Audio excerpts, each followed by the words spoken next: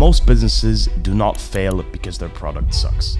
They fail because they never adjust their strategy. And this is a gigantic mistake, which I want to talk about in this video and shed insight on how you can avoid this, regardless of where you are in business, regardless of at which stage you are in your entrepreneurial journey. If you're just starting out, 1 employee, if you have 10, or even if you have 100, this video is relevant for you, because I've seen hundreds of entrepreneurs and businesses fail because they did not use this lesson that I'm gonna give you in this video. They learned it the hard way, like I myself learned it as well. I will give you a story later on in this video where I will show you what happened and how I fixed it. But first, I want you to avoid this business suicide. Before we get into it, I want you to understand and quickly reflect where you are right now and where you want to go. This is very important. Think about it, take a few seconds. And now I want to explain the 3 phases of entrepreneurship, of going from self-employed to having an enterprise. In phase 1, this is the phase where it's the hustle phase and you do everything. You're self-employed, you're alone, you're discovering business for yourself. You don't have a team, you're basically trading your time against money, and you need to make very quick decisions. This is what makes up this phase. I've been in this phase probably the first 1 to 1.5 years. So I was 17, and until I was 18, I was here. I was doing everything myself.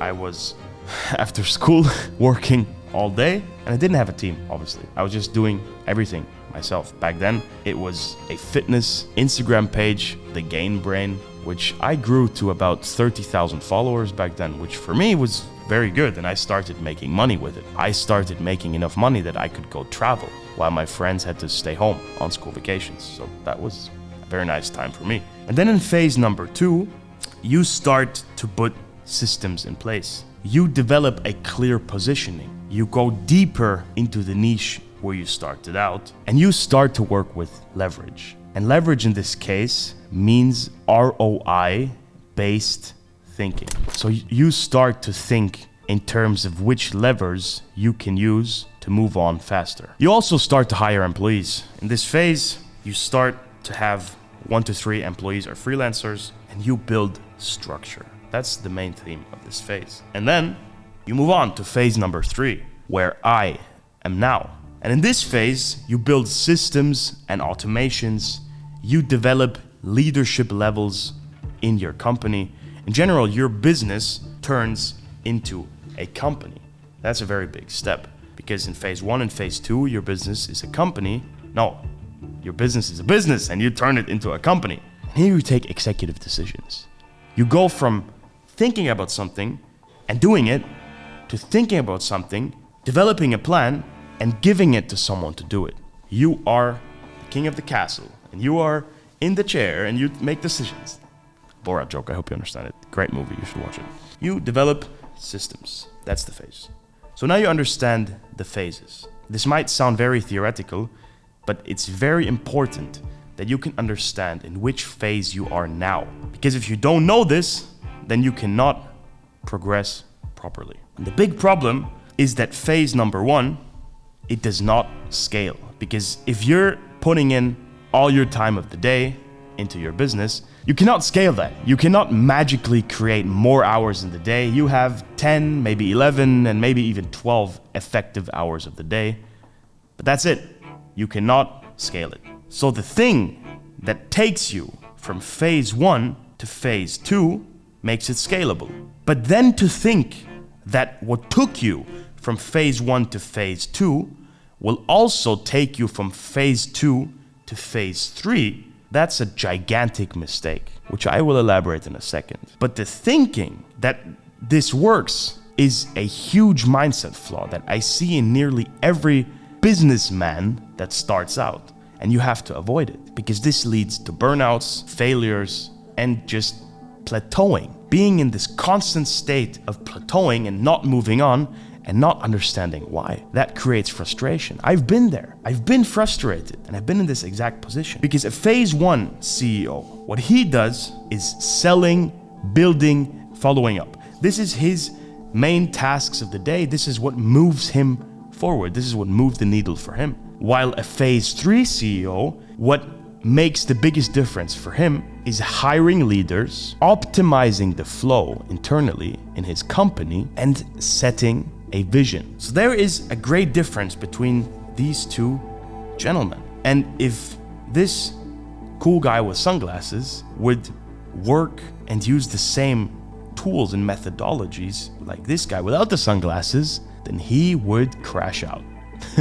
Because growth doesn't come from more work. It comes from adapting and implementing the right systems and growing the way you think.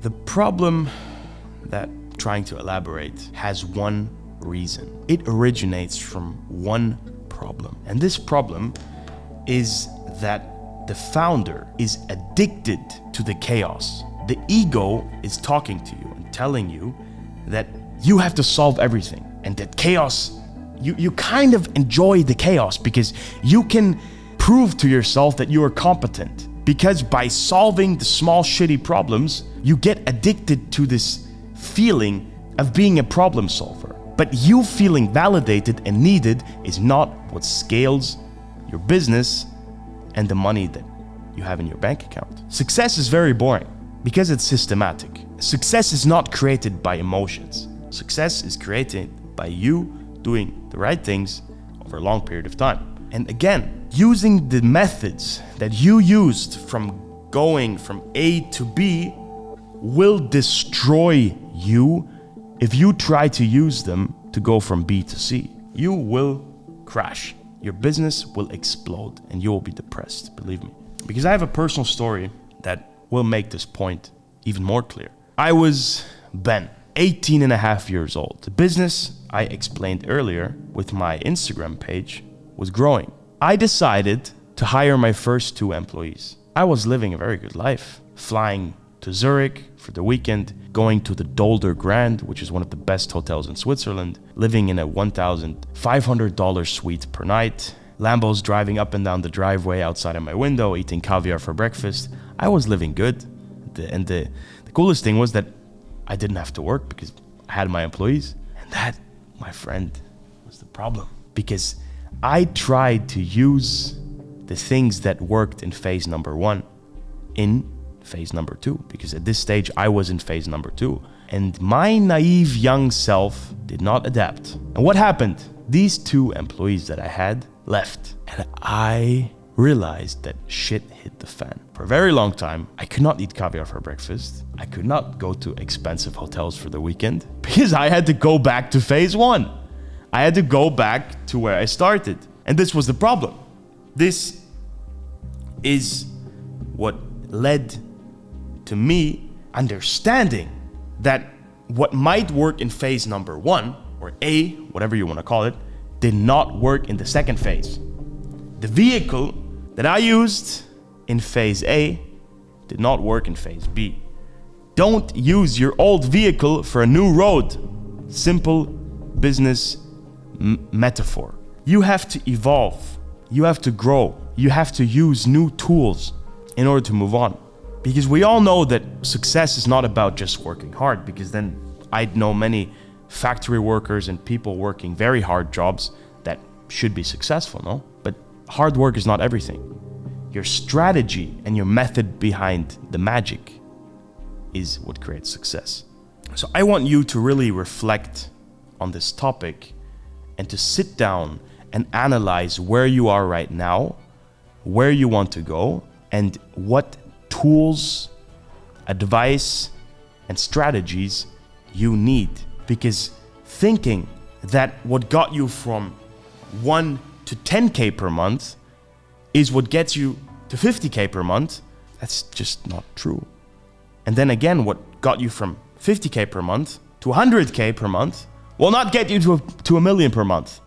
It's very, very, very different things. And most people fail to realize this, and that's why they progress much slower than they could. So be honest with yourself, reflect on your situation, and combat this problem before it happens.